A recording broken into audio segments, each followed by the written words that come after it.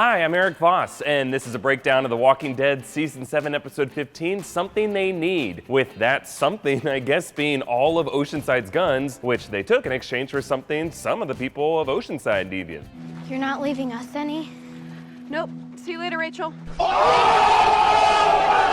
Now, a lot in this episode felt like setup for next week's season finale, but there were definitely some interesting details and connections to the Walking Dead comics. So I'm going to get into all of those and my theories on some of the questions you might have had coming out of this episode. Let's get started with the opening images. So this episode opens on two groups making their way to Oceanside. A bunch of soulless monsters looking to feed on the community, and these walkers on the beach. Kidding aside, I like how the opening shot here parallels last week's episode, with an out-of-focus figure stepping into a close-up, followed by a montage that compares two types of people going after what they need. One looking to satisfy an impulsive need without really thinking about it at all, and the other looking to satisfy a long-term need while thinking about it very carefully. And I love the look of these beach walkers here. They're porous and spongy, covered in barnacles and seaweed and coral. Coral! And it looks like Greg Nicotero was taking a cue from the design of Davy Jones' crew in Pirates of the Caribbean Dead Man's Chest. And actually, these walkers have a similar backstory to those undead pirates. They were also passengers on this boat, which washed up on the shore. And I feel like that had to be recent, otherwise Cindy and Rachel would have noticed it when they were on the beach in episode 6. And I just love this idea of a ghost ship filled with walkers drifting around in the sea. Like, I feel like this is one way The Walking Dead could connect to Fear the Walking Dead, even though this takes place on the West Coast and I'm pretty sure we never saw this boat in particular. Okay, moving on past the credits, we see Maggie at the Hilltop doing some gardening with this guy, Eduardo. Now, there could be some sparks here, kind of like when we saw Maggie and Glenn gardening together last season, and Carol and Ezekiel planting a tree a few episodes back, gently patting dirt.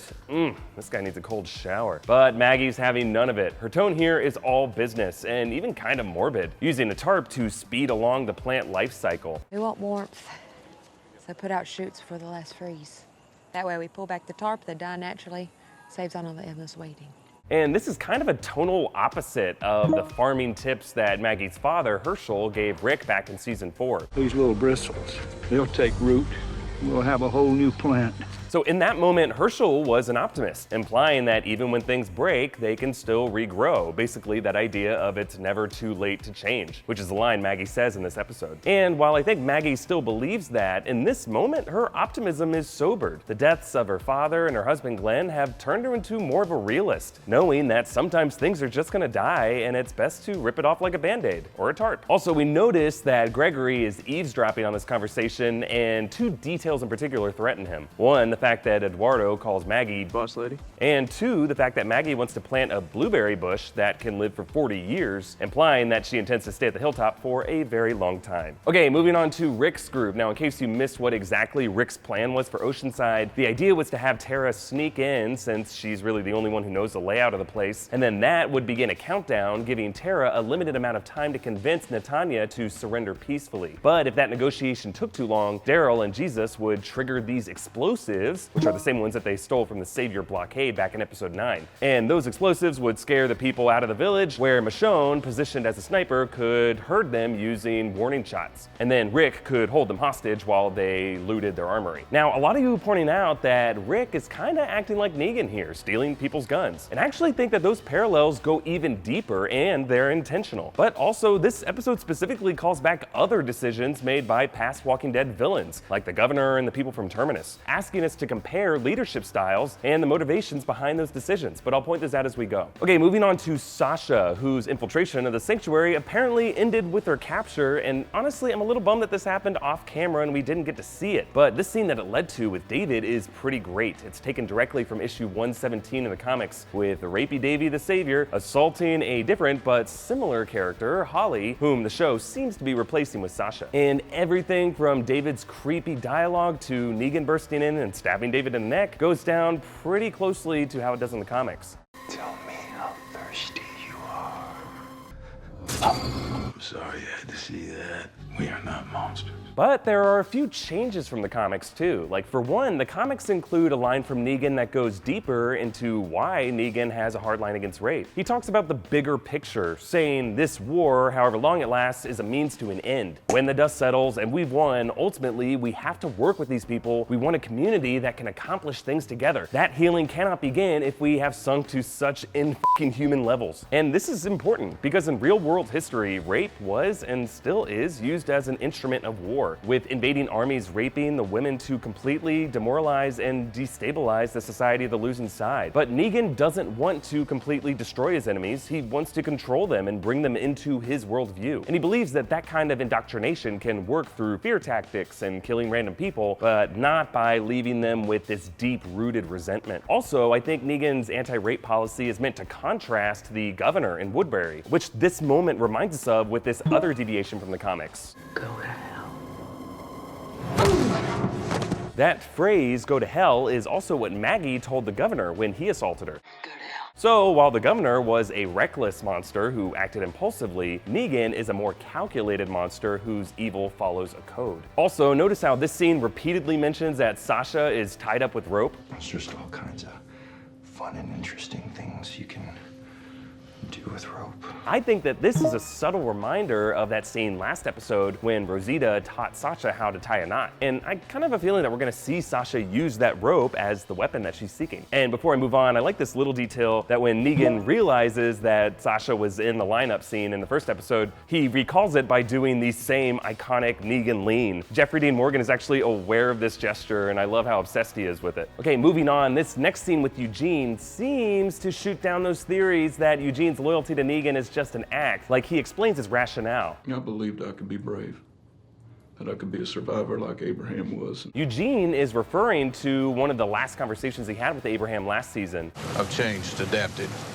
I'm a survivor. But then seeing that same brave survivor get killed in the woods scared him so much that now he's doing everything he can to avoid that fear and stay safe, even if it means holding his nose and working for Negan. So the good news is Negan still doesn't really like the Saviors, and if that balance of power shifts, I could see him returning to his friend's side. But at the same time, it's not like he's working on some secret long-term plan to subvert Negan from under his nose. Like, Eugene is smart, but he just seems too afraid to be that bold. I also find it interesting that Eugene says this. Being here means I'll never have to again.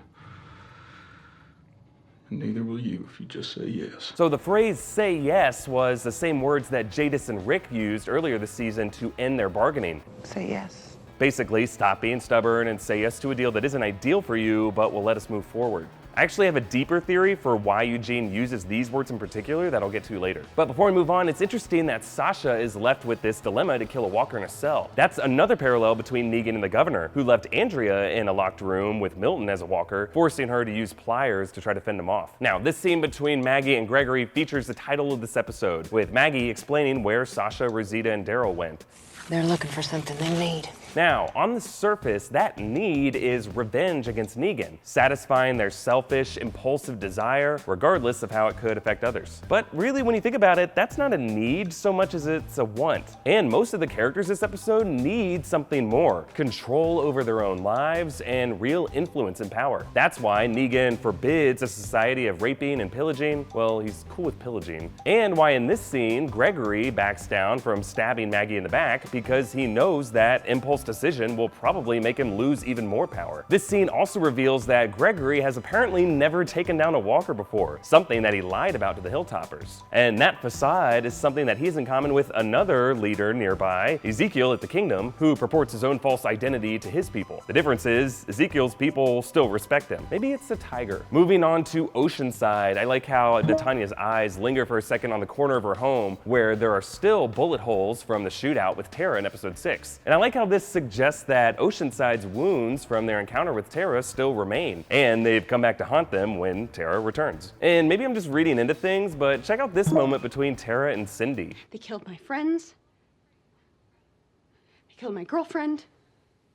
They took us over. They took everything from us. I see you in that reaction shot, Cindy. No girlfriend, huh? And Tara keeps checking her watch because she knows her negotiations with Netanya are taking too long, time's up, and now Rick's plan B with the explosives kicks in. Now, again, I know this whole plan to steal Oceanside's guns makes Rick and his people look a bit like Negan and the Saviors. And yeah, scaring them with these explosions reminds me a lot of the Governor's warning shot at the prison. And Michonne's sniper fire, controlling where the women from Oceanside can run, is similar to the way that the people of Terminus boxed in Rick's crew. And these parallels are valid, but there's one key difference here. Rick doesn't end up killing any of these people. Like Negan, he doesn't want to demoralize his enemies. He wants to recruit them. But unlike Negan, not one drop of blood has to be spilled. Tara's gun was empty, and even these explosives aren't used to hurt people. They're used to control traffic, which, if you remember, was actually their intended purpose under Fat Joey's redirect plan. But when it comes to these parallels between Rick and Negan, Robert Kirkman has actually said that the character of Negan is who Rick would be if he had just had different experiences early on in the apocalypse. So while the two men both steal guns and kill doctors and order people to kneel, Negan is coming from a different place. Like, remember earlier he told Sasha that We all got shit to get over.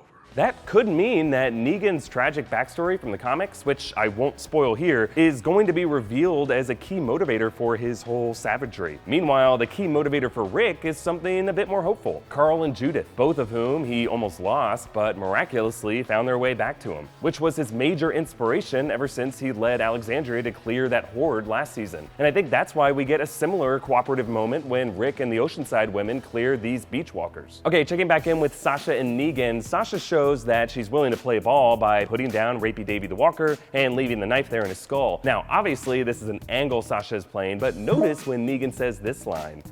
A little birdie told me that Rick and the rest of your people are up to no good. So Negan just revealed that he has a spy, a mole somewhere in Rick's operation. So who's the birdie? Now, it could be just some savior that he sent to spy on them from afar as they move from place to place, but I feel like this is a mystery that's going to be revealed. So let's run through a few suspects. My first thought is Gregory, who definitely seems like he's headed to the sanctuary to betray Maggie, but Gregory hasn't gone there yet, and he hasn't said anything to Simon either. So I feel like Negan's probably not talking about him. It could also be Eugene or Dwight, who seem like they're playing both sides of the fence, but as far as we know, neither of them has been around Rick ever since he started gearing up for war. Dr. Harlan Carson is another possible birdie. Negan has him in his control now, and maybe Carson spilled the beans about Maggie and her knife lessons after some intense interrogation or something. I feel like it could also be a minor character from one of the communities, like Eduardo from the Hilltop, or like Jerry. Wait, no, not Jerry. He's too jolly. I mean, Negan's little birdie could also be literally Birdie from the Hilltop. Like, her name is Birdie. That would make Negan the ultimate troll. But really, Negan mentioned Rick and not Maggie. So my theory is that this little birdie is someone none of us ever should have trusted anyway. Jadis. She keeps dicking around with Rick on the number of guns that she wants, and she's a general garbage person. And the name Jadis kind of sounds like Judas to me. Also, I think Eugene echoing the say yes line might be a clue that she has a secret arrangement with Negan. So part of me feels like this season of The Walking Dead could end like season 1 of Game of Thrones, with Rick as Ned Stark marching up to overthrow Negan, Joffrey, assuming that he has the city watch, the Scavengers on his side, and then Jadis Littlefinger is gonna pull a knife to his throat and say, I told you not to take my cat statue. Or she would say it like, told you I did, cat statue, don't take. Now, I could be totally wrong about this, we'll see in the finale. Now, real quick, in this scene with Gregory and Cal as they plan to make their way to the sanctuary, some of you have pointed out how Gregory's liquor glass teleports from his left side to his right. And I was gonna try to spin this as Gregory losing his mind as his power slips away from him like Macbeth. But honestly, guys, it's just an editing gaffe. Like, my interpretations are only 95% bullshit.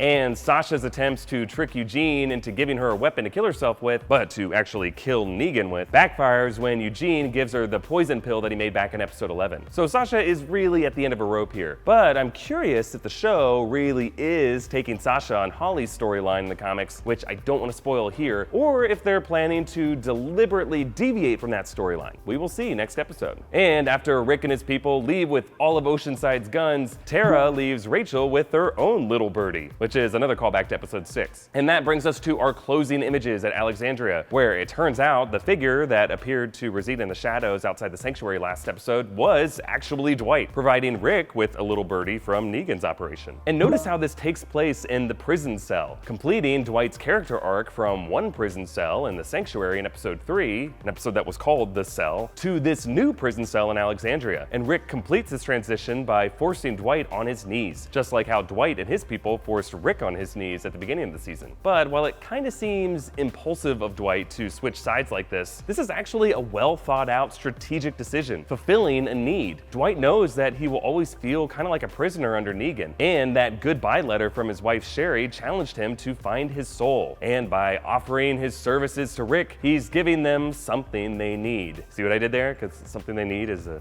title of the episode. And as we head into the season finale next week, a couple lingering questions. Who do you guys think Negan's little birdie is? He already went through some possible suspects, but I'm curious who you guys think it is, or if we're even ever gonna find out. And 2, who do you think this is?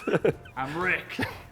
And 2, what do you think is Rick's biggest risk as he prepares to confront Negan? Is it the spy in his ranks, Gregory betraying Maggie, Jadis and the garbage people screwing him over, Eugene offering his ammo manufacturing and general creativity to Negan, or whatever Negan has in store for Sasha? Or maybe it's some other secret weapon that Negan has up his sleeve. Let me know what you think in the comments, and check out my other breakdowns of season 7 episodes. Thanks for watching. If you like this video, please hit like and subscribe to New Rockstars. Also, please share this video, and if you really like New Rockstars, you can contribute to us on Patreon. Thank you so much to all of our current patrons. You guys are the best, especially you, Kelly Hopper. You can hit me up on Twitter at EA Voss with any thoughts or theories you have on The Walking Dead, or follow New Rockstars on Twitter at New Rockstars for updates on our videos. Okay, thanks for watching. Bye.